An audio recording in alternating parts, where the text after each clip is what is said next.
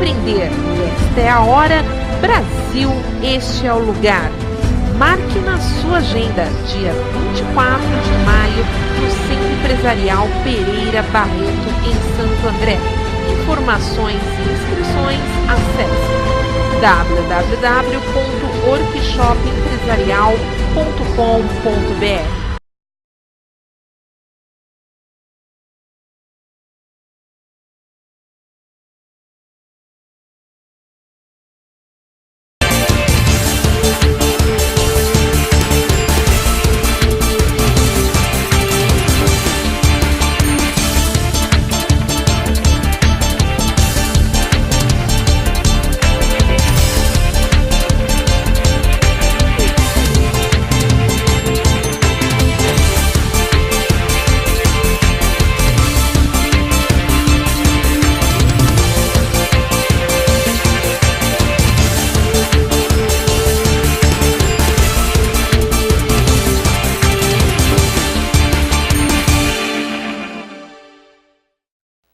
Bom dia, sou Cláudia Bock, mais uma vez estamos aqui nos estúdios da TV ABCD em São Bernardo do Campo, com o nosso programa Log Comex. E gostaria de agradecer a todos a participação que tivemos dos nossos telenautas, dos convidados que estiveram aqui presentes nos nossos estúdios na última sexta-feira, para comemorar o segundo ano de aniversário do nosso programa Log Comex. Na semana passada, na sexta-feira, tivemos mais de 20 mil telenautas acompanhando o nosso programa. Isso é muito importante para nós, significa que estamos conduzindo o nosso programa de maneira adequada, levando informação que é muito importante para o dia a dia de quem trabalha com logística e comércio exterior.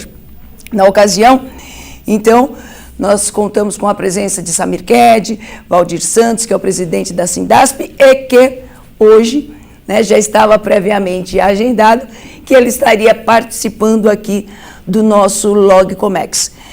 Então, Valdir, bom dia. Bom dia a todos os ouvintes, né? Eu queria, inclusive, confirmar e parabenizar mais uma vez os 2 anos, né, do programa e registrar também que a sua audiência é grande, né? Porque durante a semana algumas pessoas que eu encontrei estavam assistindo o programa e perguntaram sobre o programa, sobre a situação do comércio exterior. E é muito legal, porque a gente tem um espaço livre, né, agora para estar comentando. Um dos pontos também, eu queria aproveitar a oportunidade e mandar um abraço para o pessoal do Porto Seco da Integral, aqui de São Bernardo do Campo, do qual eu coloquei a semana passada que São Bernardo do Campo precisa de mais um Porto Seco, né? E o pessoal falou, pô, mas nós já temos um Porto Seco aqui em São Bernardo do Campo, Valdir. Presidente, você foi falar que precisava de mais um Porto Seco? E eu comentei e falei, não, realmente nós precisamos de mais um Porto Seco. Eu acho que tem espaço para mais um Porto Seco aqui em São Bernardo do Campo, inclusive vai agregar, vai trazer mais negócio para Porto Seco, para São Bernardo do Campo, e a possibilidade também de próprio pessoal aqui do Porto Seco de São Bernardo do Campo agregar com mais mercadorias, outras alternativas. Então, acho que vai ser muito saudável isso daí para nós todos. Então, um abraço a todos vocês aí. Além de criar uma competição também, exato, uma concorrência, que isso é muito bom, né? Não termos um monopólio. Exatamente, já. Ok. Então, é isso aí. Então, eu agradeço mais uma vez a sua presença. Valdir, que é presidente do Sindicato dos Despachantes Aduaneiros de São Paulo, e que hoje vai estar conversando conosco, entre alguns assuntos, sobre privatização de portos e aeroportos. Mas, Valdir, antes de entrarmos nesse assunto, ontem eu estava dando uma aula num curso de pós-graduação e eu estava dando um exemplo sobre algumas responsabilidades do despachante aduaneiro. Certo. E estava falando da questão do despachante ser solidário em relação ao importador e exportador em questões legais. E eu dei um exemplo de um caso de alguns anos atrás, que eu tive conhecimento, uma fiscal, uma fiscal no Porto Santos, fazendo uma conferência de uma mercadoria que teve como origem São Tomé das Letras e tendo como destino a Nigéria, estava recebendo lá no Porto Santos um container que na declaração aparecia como sendo a mercadoria pedras ornamentais para a piscina. Eu acredito que na cabeça da fiscal ela deve ter pensado assim, São Tomé das Letras, lugarzinho bom, né? Isso. O pessoal costuma ir lá para ver gnomo, duende, ET, é o lugar que tem um fog maravilhoso, né? Uma neblina, assim, todo mundo fica meio entorpecido com aquilo, né? E aí, pedras ornamentais para a piscina. Tudo bem, região de Minas, muitas pedras. O problema era o destino, né? Que era a Nigéria. Não é um país que tenha muitas piscinas, né, para se utilizar pedras ornamentais. Muito pelo contrário, Nigéria, que é sabidamente um centro distribuidor de entorpecentes para a África, Europa, etc. E aí, então, essa fiscal pediu que o despachante aduaneiro comparecesse para que fosse feita a abertura do container, já que é necessário a presença do representante do exportador para que o volume seja aberto. E nisso ela já acionou a Polícia Federal para São Tomé das Letras e o acompanhamento lá no Porto de Santos. E o container a ser aberto, foi detectado que existiam blocos lá, né? Pedras, blocos, mas eram de cocaína. Exato. E o despachante aduaneiro, mesmo alegando desconhecer o conteúdo do container, ele foi preso no mesmo momento que foi acionada a Polícia Federal em São Tomé das Letras e o proprietário da empresa, ele também foi preso. Valdir, explica pra gente como é que acontece isso, como é que o despachante ele é preso, sendo que o porto diretamente recebeu, o terminal recebeu aquela carga, e ele alegava desconhecimento da mesma. Isso daí tem ocorrido porque o despachante aduaneiro, ele na realidade ele recebe documental, tá? Então, o primeiro contato que o despachante tem com o importador, exportador no caso, é o contato comercial, né, que ele contrata o serviço do despachante aduaneiro e negocia o que eles vão exportar. Nessa situação aí, inclusive a gente tem orientado muito também os nossos associados, quem atua em comércio exterior, para fazer uma identificação antes de contratar o próprio exportador. Então, hoje nós temos o órgão aqui no Serasa, por exemplo, que você pode, através do sistema, você fazer um levantamento completo de quem está exportando. A ficha cadastral, né? A ficha cadastral. Então, isso, o próprio Sindasp tem esse sistema lá e oferece aos nossos associados.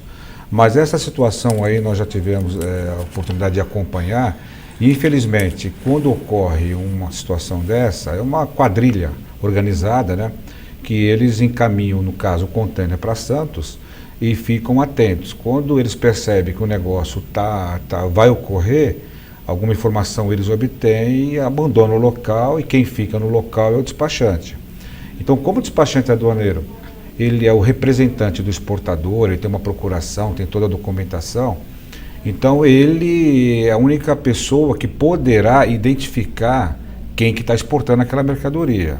Então, a ação que eu entendo por parte das autoridades de prender até o despachante aduaneiro no quesito dele passa as informações, porque ele fez o primeiro contato.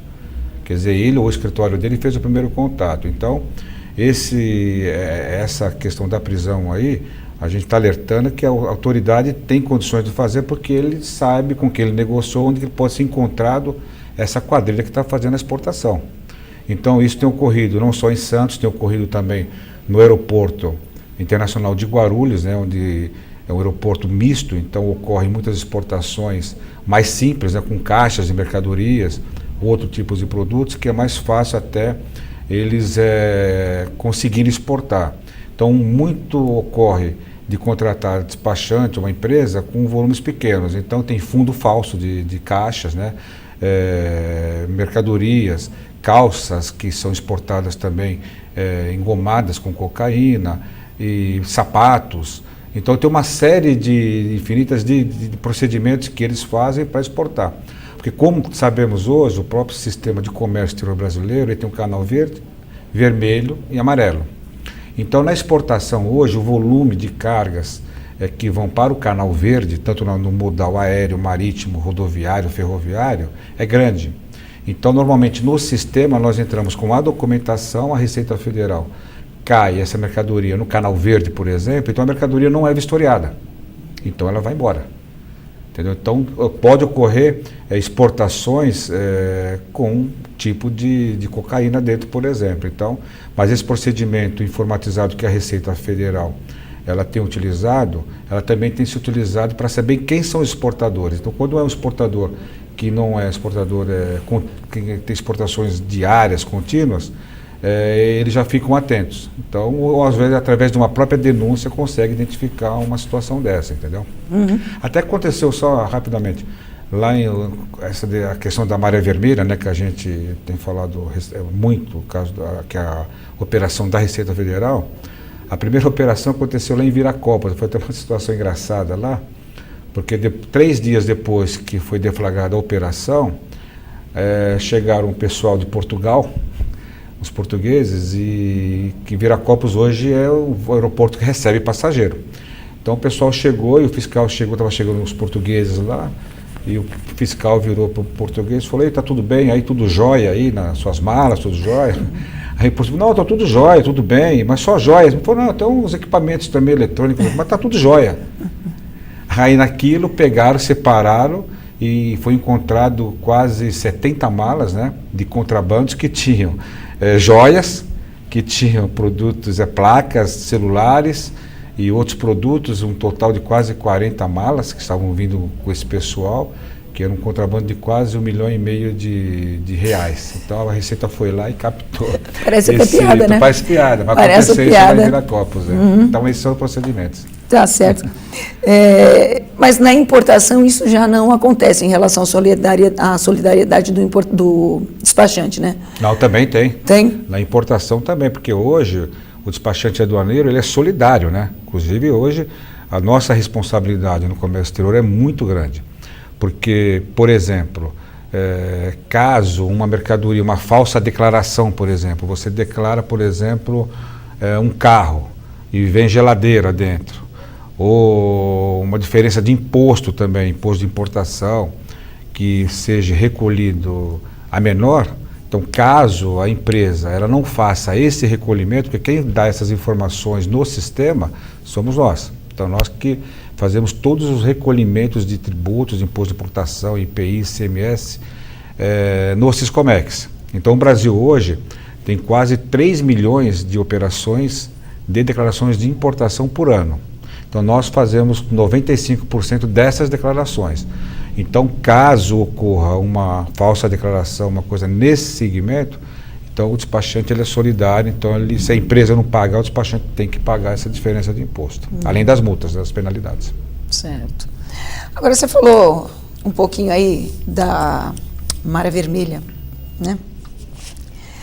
Mas antes de falar da Maré Vermelha, tem sempre o vermelho, o verde e tal. Você falou da parametrização do canal verde, amarelo e o vermelho. Ultimamente a gente anda ouvindo muito sobre a famosa melancia. Da canal verde, mas na realidade é vermelho. Exato. Né? O pessoal anda brincando aí, usando esse termo melancia. Eu queria que você falasse um pouquinho como é que funciona isso. Cai no verde, mas depois acaba indo para o vermelho. Como é que funciona isso? Porque hoje, né, o Siscomex, quando ocorre o canal verde, deixa bem claro, então o verde não tem nenhum contato com a Receita Federal, então nós fazemos todo o processo no sistema, todo o trabalho é feito por nós, então a Receita só verifica se foram recolhidos os impostos e pelo sistema também faz o cálculo dos tributos, etc. Então a mercadoria, 80% dessa carga, ela vai ser verificada pela Receita. Agora, tem alguns casos que ocorrem denúncia. Então, o fiscal mesmo, ou ocorre a denúncia, já é caracterizado para ser canalizado para o canal vermelho. Uhum.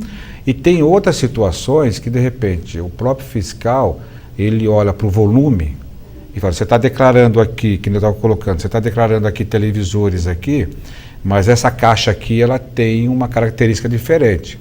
Então, aí ele pode tirar do canal verde e joga para o canal vermelho, que é a verificação total da mercadoria. O fiscal ele tem essa possibilidade de no sistema ele conseguir mudar, algo. Exatamente. Mas isso tem ocorrido muito pouco, só no caso de denúncias.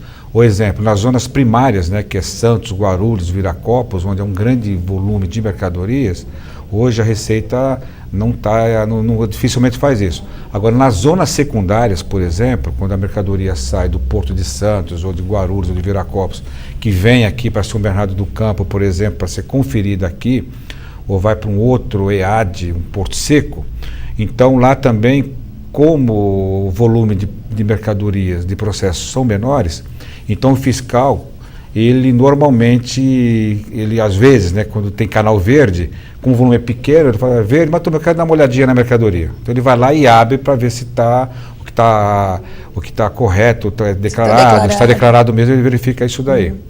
Mas hoje, o nosso índice hoje de liberações de mercadoria, eu posso colocar tranquilamente que hoje nós atingimos um ponto até de primeiro mundo, né? Então hoje o volume de mercadorias e operações que nós temos hoje de comércio exterior está atingindo o primeiro mundo. Então são poucos esses processos que ocorrem. Queria que você falasse um pouquinho sobre a Operação Maré Vermelha, o que isso tem impactado nos desembaraços aduaneiros. Explicasse um pouco o que é exatamente para o nosso telenauta, o que é a Maré Vermelha e como isso tem impactado no comércio exterior brasileiro. Bom, a Operação Maré Vermelha, ela foi deflagrada aqui no Brasil, né? É até interessante você colocar esse ponto, porque eu observo o seguinte, aqueles empresários que uns anos atrás batiam, que queriam abertura, né, do comércio exterior, das importações, etc., hoje eu estou observando que alguns deles estão batendo para fechar. Então, é uma questão, a própria briga, né, a questão da China, né, que está abraçando o mundo todo, os produtos da China estão entrando no mundo todo. Então, nós temos aqui no Brasil, por exemplo, a área industrial, a área das indústrias, né, ou as entidades também que protegem as indústrias, que estão colocando muito aquela questão de que está vindo muito equipamento, ao invés do Brasil fabricar, o Brasil está importando, tá? Então, juntando lá com aquela questão das guerra dos portos, né, a questão dessas importações da China, foi uma pressão muito grande em cima do governo. E, infelizmente, alguns presidentes até de federações dessas indústrias aí, colocaram que, além do excesso de produto chinês que vinha para cá, estavam vindo mercadorias com valores subfaturados, mercadorias, o gato por lebre, por exemplo, que a gente fala no nosso comércio exterior, que você declara uma caneta e você manda um copo, por exemplo, e que o preço, a quantidade, às vezes um contêiner pode estar vindo uma quantidade, está vindo uma quantidade maior de produtos, né? Então, se bateu muito em cima disso. Então, a Receita se sentiu, foi pressionada, eu entendo, e ela deflagrou, falou, então vem cá, vou parar e quero verificar todas essas mercadorias importadas, o que está acontecendo. Porque como o índice de cargas nosso, no canal verde que eu estava comentando, é muito grande, então o pessoal estava falando, não, estão liberando muita mercadoria e está chegando. Mas pelo que nós estamos observando, tanto que eu tenho observado que essa operação começou em março, né? Eu até estava comentando com uma autoridade nossa, porque essa Operação Maré Vermelha, o custo para fazer uma operação dessa para o governo é muito grande. Primeiro que você tem que, foram deslocados fiscais da Receita Federal de vários locais, foram tirados, porque a Receita Federal hoje, ela não tem a mão de obra suficiente, entendeu? Então, hoje, em qualquer lugar do Brasil, a mão de obra da Receita Federal é pequena. Está sempre se batendo na questão que precisa mais gente. Não tem esse pessoal. Eu vi, inclusive, já fiscal de INSS trabalhando na alfândega. Já cheguei a ver isso. Porque não, isso daí o detalhe é o seguinte, é que ocorreu a unificação, porque era Receita Federal e INSS separados, né? Então, ocorreu a unificação, tá? Então, hoje, o fiscal de INSS, ele é o fiscal da Receita Federal também. Nós teremos que fazer um rápido intervalo, voltamos já falando sobre essa Operação Maré Vermelha com Valdir Santos. Voltamos já, até lá.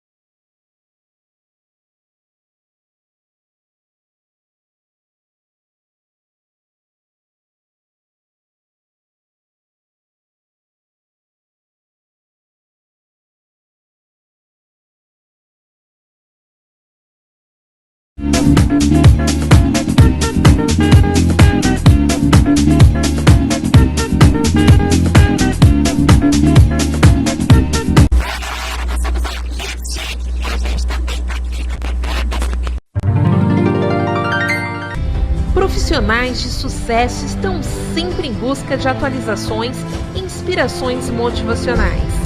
Se você quer ser um deles, venha aprender com os melhores palestrantes do país na 4ª edição do Workshop Empresarial do ABC.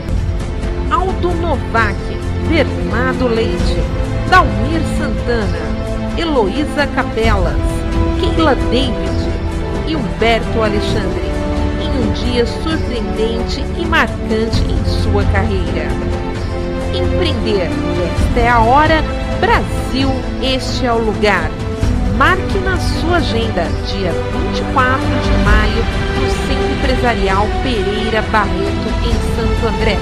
Informações e inscrições, acesse www.workshopempresarial.com.br. A mágica nos faz sonhar, e através deste sonho, amamos a cada brilho no olhar. E nesta magia de amar, construímos nossas famílias e amigos, saboreando a vida a cada dia. A história da sua família vem há 60 anos construindo a história do maior restaurante do Brasil, São Judas Tadeu Demarque, onde você comemora a vida. Pode ser fome, pode ser sede, pode ser cólica, pode ser diarreia, pode ser febre, pode ser tarde. Por incrível que pareça, muitas crianças ainda morrem antes dos 5 anos de diarreia, pneumonia, desnutrição e por falta de pré-natal. Mas você pode mudar isso.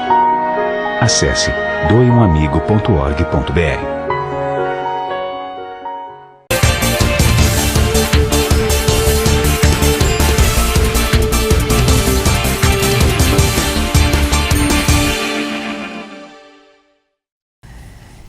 Estamos de volta com o nosso programa Log Comex. E antes de voltar aqui com esse papo animado com o Valdir, gostaria de ler algumas mensagens que nos foram enviadas na semana passada, mas eu não estava com a possibilidade naquele momento de estar interagindo com essas mensagens. Então, hoje eu gostaria de estar falando alguma coisa aqui para vocês. Então, nós temos aqui a mensagem do Felipe de Frankfurt, que é um rapaz que acompanha, Valdir, o nosso programa aqui desde o início, sempre mandando aqui a sua colaboração. Então ele diz: oi Cláudia, nossa, 2 anos já do programa, continue essa pessoa maravilhosa que você é. Muito obrigada, eu não tinha lido isso aqui ainda não, hein? Sempre transmitindo seu conhecimento, parabéns pelo programa e para a TV ABCD. Felipe, muito obrigada pela sua mensagem e a participação que você sempre tem aqui conosco. O Bruno manda parabéns pelo programa. Cláudia, sucesso na sua vida. Muito obrigada. O Paulo manda felicidades. O Wagner, parabéns para essa colega de área que informa e mostra o nosso mundo da logística e do comércio exterior. Muito obrigada também, Wagner, pela mensagem. A Jéssica Nunes, de São Bernardo, parabéns pelos 2 anos de programa na web. Muito obrigada.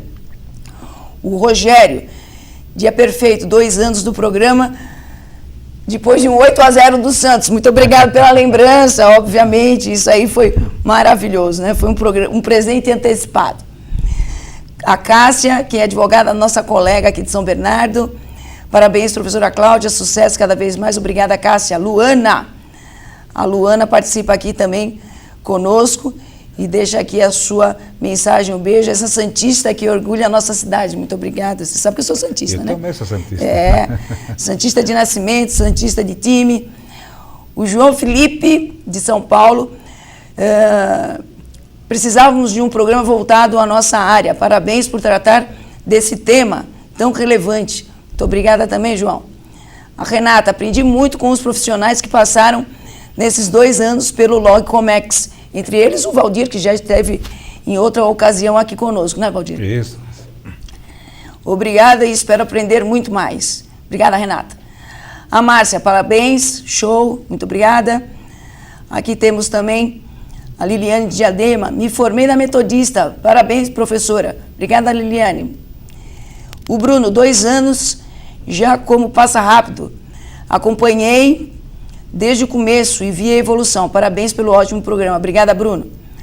O Paulo de São Paulo, professores, estamos acompanhando seu programa aqui da empresa. Parabéns. Muito obrigada, viu, Paulo? Um grande abraço para você. Deixa eu ver aqui mais. Olha, são tantos, eu vou aqui pecar em não citar todos, porque precisamos aqui continuar nosso papo com o Valdir. Então, obrigado a todos que mandaram aqui as suas mensagens. Você viu, Valdir, como é que é? Legal. Aqui a nossa audiência, né? É bem grande mesmo e está repercutindo e atingindo uma das coisas que nós tínhamos como objetivo no nosso programa, que é levar informação, conhecimento, estar preparando melhor os profissionais na área de comércio exterior e logística. Valdir, vamos voltar para a Maré Vermelha, né? Eu tenho ouvido muita gente reclamar, despachante, importador, todo mundo está reclamando desta operação. Queria que você falasse, esmiuçasse um pouquinho mais esse assunto para o nosso telenauta.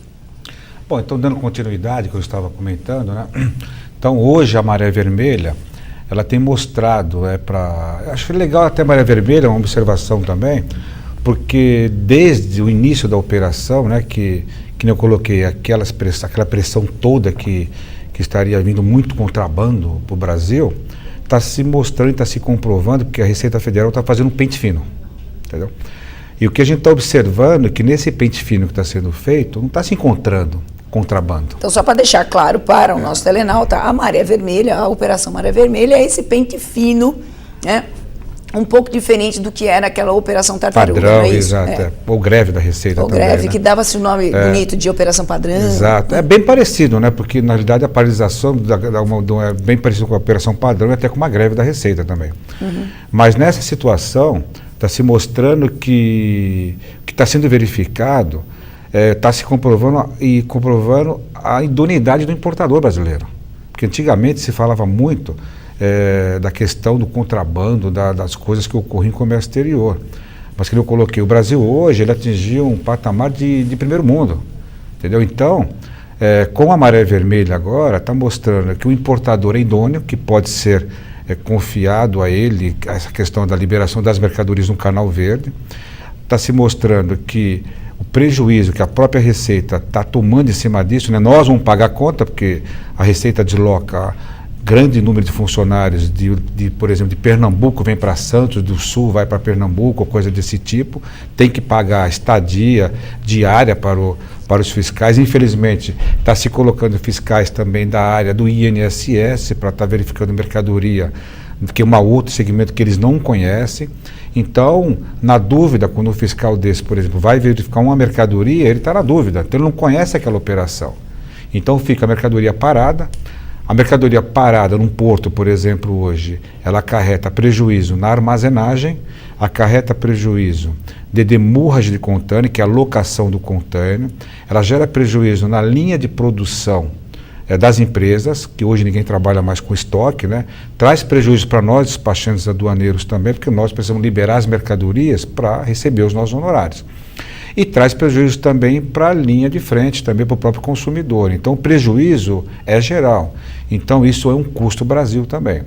Então, com isso, hoje, por exemplo, no maior porto de Santos aqui, a gente tem observado que nós estávamos liberando mercadorias que caem no Canal Vermelho, por exemplo, né? Normalmente, nós liberávamos essa mercadoria em 24 horas. Então, hoje, passou a 5 dias. De 5 a 10 dias para esses casos que vai para o Canal Vermelho. Então, com isso, o prejuízo é enorme, entendeu? Então, o que a gente está mostrando agora, tem também uma expectativa, porque hoje o contrabando ocorre por onde? Então, pelo que a gente observa, o contrabando ocorre maior nesses países limítrofes, né? No Brasil, Paraguai, Bolívia, Uruguai, própria Argentina também. Então, essas mercadorias que vêm de contrabandeada para cá, ela não tem mais condições de chegar. O Porto de Santos hoje, ele tem um sistema chamado Ciscarga, que o navio, antes de chegar dentro do porto, ele tem que informar toda a carga que está dentro do navio. Se ele não informar e a Receita Federal, a hora que subir no navio e ver um contêiner que não está identificado, o contêiner é apreendido. Então isso tem funcionado muito bem em Porto de Santos e nível de Brasil. Então é o que está ocorrendo com a Operação Maré Vermelha. Tá certo. Eu acho que isso já dá uma noção, né? noção e aí temos que ter mais nosso... paciência, porque a informação que nós temos que deve ficar essa operação até novembro, entendeu? Então a gente pede até um pouco de paciência, né? Porque o despachante aduaneiro não é responsável por isso, a pressão vem em cima de nós.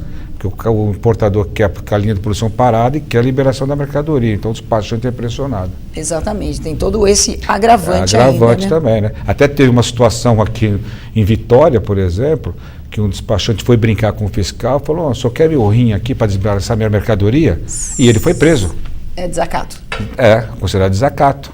Então, até qualquer brincadeira que se possa fazer, além da penalidade que a gente pode ser multado, você pode ser preso por desacato à autoridade. Então, qualquer brincadeirinha aí pode levar o camarada para o xadrez. Exatamente.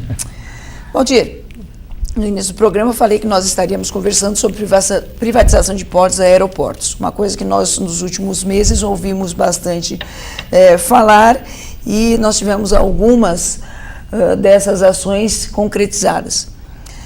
E eu queria que você comentasse conosco quais são os riscos e benefícios que as privatizações elas podem trazer para o comércio exterior. Bom, é aquela velha pergunta, né? O lado bom, você quer escutar o bom ou o ruim primeiro, né? Então, bom, nós entendemos o seguinte, primeiro que em Guarulhos, né, a privatização, a empresa, o grupo que ganhou a privatização foi Ivepar, tá? Então, a preocupação maior nossa é com referência ao custo, a possibilidade de se aumentar os custos do aeroporto, porque o ágio foi muito grande, tá? Chegou o ágio de quase 400%. Então, para quem escuta, né, para o próprio governo que fez a licitação disso, legal, fizemos uma licitação aqui, era previsão de 3 bilhões ou 5 bilhões de dólares, e foi a 16 bilhões. Quer dizer, isso é muito bacana. A gente, realmente o custo. Alguém vai pagar por isso. Exatamente, alguém vai pagar a conta, né? E aquela história, o cafezinho que você toma lá no aeroporto, a coxinha que você come, o estacionamento, né? Então, Essa pessoa já reclamava que custava um pão de queijo lá R$6. Exato, porque a própria administração que é realizado hoje ainda pela Infraero, que é uma empresa estatal, os custos já são altos também, né? Mas o nosso caso, por exemplo, que envolve cargas, então nós temos hoje um aeroporto, melhorou um pouquinho, mas ele está deficitário no aspecto da infraestrutura de cargas e na infraestrutura de prédios, escritórios lá no aeroporto. Então, eu vejo que o risco que nós temos dessas empresas que entraram de querer receber esse dinheiro que estão aplicando de imediato é muito grande. Só que nós temos um ponto importante. Por isso que eu falo que nós, despachantes aduaneiros, somos formadores de opinião, né? Eu tive colocando até para um empresário desse, falei, olha, caso vocês aumentem essas tarifas, que já são altas demais, né? Porque hoje, por exemplo, a armazenagem no aeroporto, hoje, qualquer aeroporto do Brasil, ela está em média de 1,5% sobre o valor da mercadoria no período de 5 dias. Após isso, é mais 1,5% por mais 5 dias. Então é em cascata isso. Você imagine uma mercadoria de $1 milhão, por exemplo, você paga 3% sobre o valor da carga. Quem que ganha isso de lucro? Quem que tem essa operação de lucro? Então não existe isso daí. Então o que nós estamos colocando é que é o seguinte, caso venha ocorrer esse aumento o que nós esperamos uma redução da armazenagem, não de aumento. Agora, se vem a ocorrer isso, nós temos uma opção muito importante, que é fazer o seguinte, tirar essas mercadorias da zona primária dos aeroportos e remover ela para os portos secos. Remover tudo, exatamente. Por isso que nós precisamos, mais uma vez, colocar mais um porto seco aqui em São Bernardo do Campo. Exatamente. Entendeu? Porque quando nós fazemos a operação da remoção da carga do aeroporto de Santos, ou até da área do modal rodoviário, por exemplo, nós só pagamos a taxa de manuseio da mercadoria. Então já é uma taxa de permanência, que a carga vai ficar nesses locais no máximo por 48 horas. Então é estipulado uma taxa só de manuseio, empilhadeira, mão de obra do funcionário lá da empresa que executa isso, então uma operação rápida também. Então o custo, ao invés de ele pagar 1,5%, ele vai pagar uma taxa fixa. Então o que acontece? A gente tira essa carga da zona primária e traz para a zona secundária. Então com isso, certamente eles terão grandes prejuízos. Mas o objetivo nosso, que nós entendemos, é que, primeiro, que a armazenagem seja reduzida. Segundo, é que nós temos um aeroporto em condições das nossas mercadorias ser um ponto só de passagem de mercadoria. Terceiro, é que envolve a questão também da exportação também. Exportação, porque um aeroporto, por exemplo, de Guarulhos, ele é um aeroporto que movimenta passageiro, carga viva, que são animais, né? Todo tipo, é praticamente uma cidade o aeroporto lá. Então, o que nós pretendemos para o aeroporto de Guarulhos é, primeiro, que ele seja um aeroporto ágil, rápido e moderno. E também que a gente possa contar com esse aeroporto, porque ele é um ponto central de cargas, que chega a mercadoria do mundo todo, por exemplo, para Guarulhos, depois de Guarulhos segue para Porto Alegre, para Vitória, para Recife, entendeu? Então, esse tipo de manuseio de cargas no aeroporto internacional tem que ser muito bem manuseado de profissionais que conheçam realmente essa atividade. Então está aí a questão do risco, tá certo? E a questão da modernidade que nós esperamos para o aeroporto também, com a privatização. Valdir, faremos um breve intervalo e já voltamos para discutir um pouquinho mais dessa questão da privatização dos portos e se existe alguma relação com os novos eventos que ocorrerão aqui no nosso país. Fiquem conosco, mandem as suas participações, voltamos já.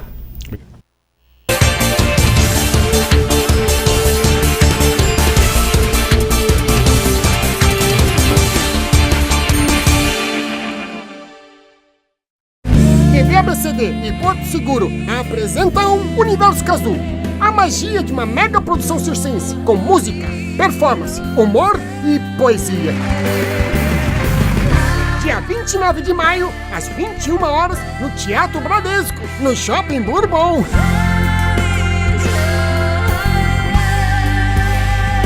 Venham sonhar colorido.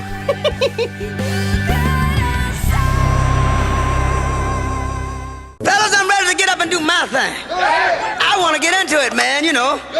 Like a sex machine, man. Moving, doing it, you know. Can I count it off? 1, 2, 3, 4. Descubra Nescafé Dolce Gusto, a solução perfeita para desfrutar o melhor expresso, expresso intenso, café lungo, cappuccino, chocotino, latte macchiato. Nescafé Dolce Gusto, finalmente uma cafeteria na sua casa. Nas grandes cidades, quase não há tempo de encontrar os amigos com calma e tranquilidade. Mas na encantadora cidade de Guararema, bem pertinho de São Paulo, a 75 quilômetros, o Vale do Sonho oferece excelente e completa infraestrutura em um ambiente calmo para fazer da sua hospedagem verdadeiros momentos de relaxamento e prazer. A cozinha do Hotel Vale do Sonho é uma atração à parte. O Vale do Sonho mantém uma completa infraestrutura de serviços e equipamentos para atender grupos de empresas, igrejas, melhor idade e crianças, para treinamentos e outros eventos. Venha conhecer o Vale do Sonho Hotel e Eventos em Guararema e divida com seus companheiros de trabalho, amigos e familiares inesquecíveis e merecidos momentos de descanso com tranquilidade e raro prazer. Colégio São Carlos. Estamos localizados em uma área privilegiada do Ruge Ramos, em um prédio com mais de 5.000 metros quadrados de área construída em 8 andares projetados especialmente para ministrar o melhor do ensino. Contamos com equipamentos e materiais didático-pedagógicos de última geração. Possuímos laboratórios de informática, robótica, química, física, ciências e biologia bem equipados. Salas de multimídia e de artes, cantina, biblioteca, playground interno e externo, museu histórico e quadra poliesportiva. A coordenação pedagógica e a equipe de professores são preparados com cursos de graduação, pós-graduação e cursos específicos, garantindo aos alunos alto grau de aproveitamento escolar. Colégio São Carlos, há 35 anos modificando gerações. Acesse www.escolasaocarlos.com.br.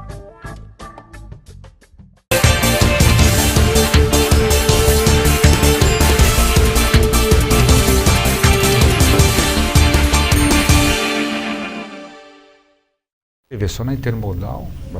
Estamos de volta com o nosso programa Log Comex, aqui no Papo Animado com o Valdir. E nós estávamos falando aí sobre a questão das privatizações, né? E eu perguntei, será que tem alguma coisa, esse momento de privatização, com os grandes eventos que nós vamos estar recebendo aqui no país, Copa do Mundo, Olimpíadas, essas coisas todas, que nós estamos percebendo algumas movimentações em alguns segmentos para atender a esses eventos. Você acha que haverá realmente alguma modificação significativa, né, pela parte de estrutura dos aeroportos, no sentido de estar atendendo melhor esses períodos de grandes eventos que nós vamos ter no país? Olha, que você vê, né? Vou dar um exemplo de novo do aeroporto de Guarulhos. O aeroporto de Guarulhos foi feito puxadão lá, né? A gente até brincou desse papo animado que você está falando, que foi feito puxadão. E quando foi feito esse puxadão, nós da área de carga perdemos o nosso espaço que nós tínhamos naquela área lá. E até tive a oportunidade de estar conversando com a administração da Infraero na época, e porque o aeroporto de Guarulhos, não só o aeroporto de Guarulhos, como Santos e todos os nossos pontos aí, a vantagem que eu vejo é que nós temos uma área muito grande. Então eu vejo que talvez com ajustes grandes, rápidos, nós podemos adequar isso para a própria Copa do Mundo, né? Então, que nem, por exemplo, o aeroporto de Guarulhos, com esse puxadão aí, ficou muito bom. Eu tive a oportunidade de conhecer lá, também achava que não fosse ficar tão bom, mas ficou bom mesmo.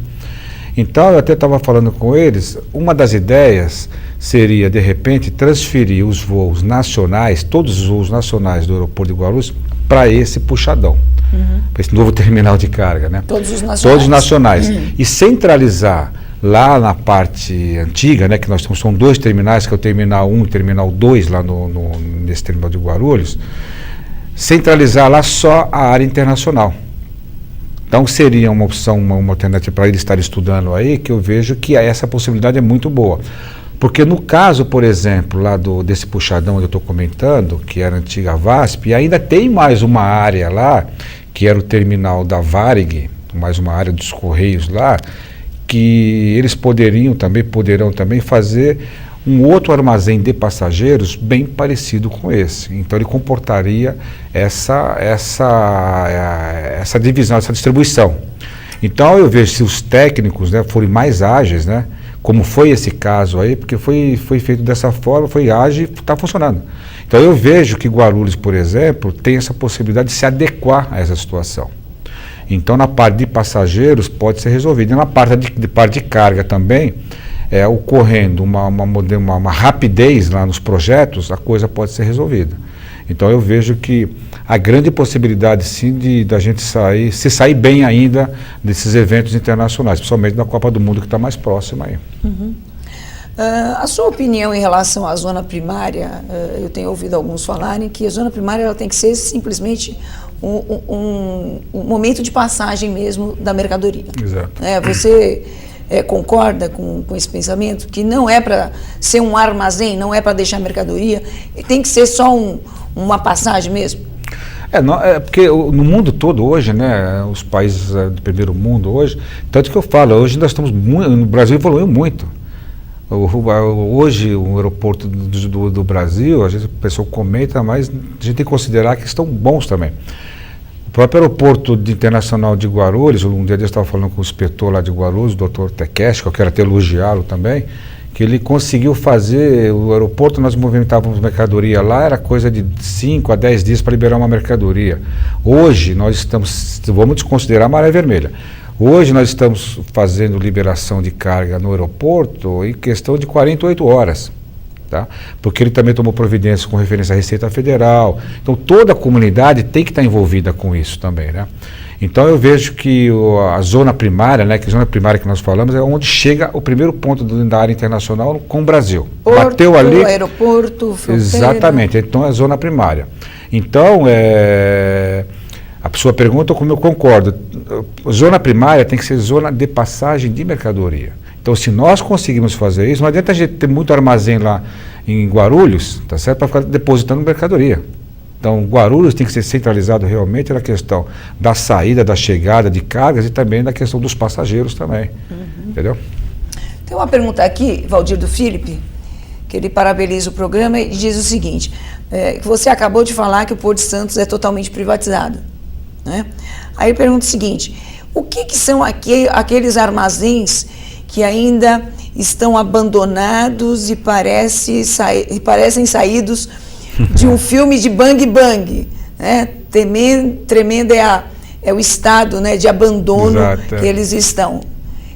Então, eu acho que ele quer saber, esses armazéns ainda que não estão sob a iniciativa privada, como é que vai ficar? Tá, esses armazéns que ele está citando aí são exatamente os locais que não foram privatizados, tá? Que isso ainda está na administração pela Companhia Docas de Santos, e existem projetos, né? Inclusive um projeto muito moderno lá em Santos, que a ideia de se fazer isso, inclusive onde ele está se colocando lá, praticamente quem chega em Santos, na Praça de Santos, o bondinho, lá até tem um passeio histórico lá de Santos, lá, passa de frente desses armazéns. Então existe um projeto lá hoje de se fazer bem parecido como é hoje lá em Buenos Aires, né, o Porto Madeira lá. Então tem um projeto que vai ser uma linha, vai ser uma passagem submersa, né? Ali e vai ser um boulevard lá na frente de Santos. Então esses armazéns, a tendência deles aí, caso, né, ocorram esse projeto comece a tomar a linha aí, vai ocorrer dessa forma. Inclusive a questão das perimetrais de Santos, né? O projeto do PAC, as perimetrais ainda estão já começando a ocorrer, mas está muito lento isso ainda. Então os terminais de Santos estão privatizados, mas a própria infraestrutura ainda do porto ainda está dependendo de uma maior agilidade para terminar as perimetrais. E já tivemos alguns avanços ali, né? Exato, porque nós temos, inclusive aqueles guindastes que ficam no Porto de Santos de 1950 e 57 mais ou menos, e tem alguns ainda que funcionam ainda. O Sansão? Está lá o Sansão ainda? Estão lá ainda, e funciona muito bem, tem uns ainda que estão funcionando. Mas esses terminais, esses armazéns aí que estão abandonados lá, está dependendo ainda desse projeto que envolve governo municipal, estadual e federal. E eu me lembro que isso aí, a Thelma de Souza era prefeita em Santos e ela veio com essa proposta. Exatamente, a Thelma foi uma das batalhadoras, né? Mas você vê, o próprio nosso governador do estado que faleceu, Covas, né? Que era de Santos, né? Pois é. Que eu sempre falo, caramba, o que ele fez para a cidade de Santos? Você, né? Também se questiona? Achei que fosse só eu. Não, porque vários eventos eu tive a oportunidade de perguntar o que ele fez, santista nato, né? Não fez nada pela cidade de Santos no aspecto... Ainda foi ser enterrado lá. Exato, então acho que o governo estadual tem que ser mais rápido com o federal para fazer essas mudanças. Aí devemos ter boas soluções lá em Santos também, né? Só mais um gancho com referência a Santos, né, a questão da privatização que ele colocou, porque lá em Santos está tudo privatizado, só que para quem trabalha no comércio exterior sabe, né? As armazenagens lá em Santos eram um período de 15 dias. E hoje, todos os armazéns de Santos reduziram para 7 dias. Então, por exemplo, hoje na Operação Maré Vermelha, que quem cai na Maré Vermelha não consegue liberar a mercadoria no primeiro período de armazenagem, então cai para o segundo. Então, mais um custo que os importadores estão arcando e nós também vamos pagar lá na frente. Tem mais uma pergunta aqui da Fernanda que diz o seguinte, obrigada pela participação, Fernanda. Ela pergunta o seguinte, você acabou de falar sobre a demurragem dos containers. E ela disse que teve um caso no outro dia que era um container com várias mercadorias de vários clientes. Certo. Que a mercadoria dela estava num container que tinha um problema com a mercadoria de um outro cliente e que a mercadoria dela ficou presa também? Exato. Isso é possível? É possível. Esse é um procedimento chamado co-loader. Co-loader que é o seguinte, é uma carga consolidada, tá? Que ela vem embarcada, isso para baratear o frete, né, internacional. Então, por exemplo, um agente de carga, ele concentra um container, por exemplo, lá em Miami, por exemplo, e ele, para trazer essa mercadoria mais barata para o Brasil, ele junta várias empresas. É uma operação de NVOCC. Exatamente, isso, né? Exatamente, coloca dentro desse container. Então, vem várias empresas dentro do container, vários conhecimentos marítimos. Mas esse container é peer-to-peer. Peer-to-peer, tudo bem, mas são todos eles de vários importadores. Então, acontece o seguinte, quando chega esse container aqui, toda a documentação tem que estar correta, de todos os importadores. Se tiver uma empresa dentro desse container com qualquer problema, enquanto que não for solucionado esse problema, todos os outros ficam parados. Aí armazenagem, corre armazenagem, o aluguel de container e mais outras despesas. Mas a dúvida dela é, por ser peer-to-peer, essa mercadoria não tinha que chegar e já ser desovada? Não, depois isso deveria ocorrer isso daí, mas não existe ainda uma regulamentação, inclusive os C6, né? E os agentes de carga, nós temos pleiteado, inclusive, para a Receita Federal, que ocorra autorização para retirada dessas cargas desse container e cada um consiga fazer a sua liberação. Mas como ele está junto no conhecimento mãe, exemplo esse, né? Para liberar os filhotes, tá certo? Tem que resolver todos os processos juntos. Então, isso que está ocorrendo com ela. Ok. Valdir, um assunto polêmico, radar. A gente vai ter que até tratar ele de uma maneira um pouco rápida, porque a gente está quase no final do programa, mas não posso deixar de falar no santo radar, que dá o que falar, né? E que muito vem a preocupar, principalmente os importadores. O que você tem a me dizer sobre alguns percalços que os importadores têm aí na hora de conseguir o radar? Bom, em primeiro lugar, vamos considerar que o radar, quando ele foi implantado, né, ele eliminou quase 6 mil empresas ilegais que atuavam em comércio exterior. Então foi um trabalho muito bom por parte da Receita Federal, que tirou essas empresas do nosso meio. Já acabou então também com a possibilidade daquele contrabando, exatamente, né, que a Marinha Vermelha viria bem a calhar para pegar. Tanto que nós, né, do Sindasp, nós temos nos reunidos com a própria Receita Federal e conseguimos recentemente até a criação de um grupo por parte da Receita Federal, que é a Instrução Normativa 650, que estabelece o radar, para uma modernização e simplificação nos procedimentos. Porque nós saímos daquela situação de polícia, agora temos que administrar. Então a Receita Federal criou um grupo para isso, inclusive um grupo muito bom aqui na Inspetoria de São Paulo, né, onde tem o maior número de processos, está funcionando. E também nós entendemos que ocorreu uma melhora muito grande dos procedimentos de radar. Então o que eu sugiro ao nosso ouvinte aí é que, primeiro, hoje, todos vocês, né, que estão escutando, observem bem quem vocês estão contratando para fazer esse procedimento de radar. Procurar um profissional que conheça, né, um contador, uma pessoa que conheça de todos os procedimentos. Porque hoje eu digo o seguinte, se a empresa entrar com um roteirinho, com a documentação tudo correta, tudo acompanhando bem, no mínimo em 30 dias hoje a empresa está habilitada pelo radar, tanto no radar simplificado quanto no radar ordinário. Então cabe aí na questão da documentação, porque não adianta você chegar na Receita Federal e falar, depois eu junto o documento, uma conta de luz, alguma coisa qualquer, e depois eu apresento. Porque a Receita Federal ela faz análise completa do processo. Se faltar algum documento, ela cancela e você tem que entrar com aquilo novamente para fazer uma nova análise do processo. Então fica aqui uma dica, uma sugestão, que você procure um profissional que conheça desse procedimento. Tá? Então o radar hoje nós entendemos que está agora numa sequência quase que normalizada. Valdir, mais uma vez vou agradecer aqui Obrigado. a sua participação no nosso programa. Tenho certeza que foi de grande valia aqui para os nossos telenautas e que você deixasse então a sua mensagem para esse final de semana dos nossos telenautas, por favor. Bom, quero agradecer mais uma vez, me colocar à disposição sua. Como eu coloquei no início, né, tem dado muito retorno nesse nosso bate-papo aqui. Animado, a gente sabe que é animado, mas falei para você, comércio exterior, se desse aqui, a gente poderia ficar falando uma semana e teria assuntos para estar falando. Então, eu quero mandar um abraço a todos vocês, também como santista, como você, nosso time perdeu ontem, né? Agora o Neymar e o Ganso precisam aprender a jogar fora do país. Mas a gente tem a semana que vem a oportunidade de ganhar aqui na Vila, né? Quem sabe de 8 de E um novo, abraço também aos outros, né? Corinthians, que está aí chegando também, aos outros times de São Paulo. Um abraço a todos vocês e toda